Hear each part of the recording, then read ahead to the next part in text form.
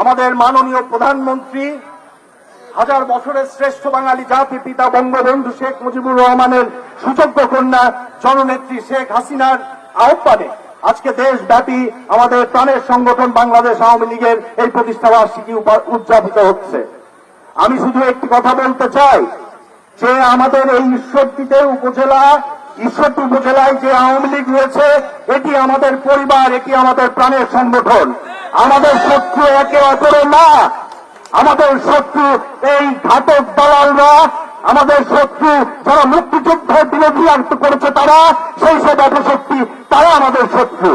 তাই আমি বলবো, আসেন আমরা সকলে বাংলাদেশ আওয়ামী লীগের পতাকা তলে একতাবদ্ধ হয়ে আজকে শপথ করি যেন আমাদের এই বাংলাদেশ আওয়ামী লীগের স্বার্থ সংশ্লিষ্ট নেত্রী যেভাবে আমাদেরকে দেশ পরিচালনা করছেন সেভাবে আমরা সকলে একতাবদ্ধ হয়ে চলি।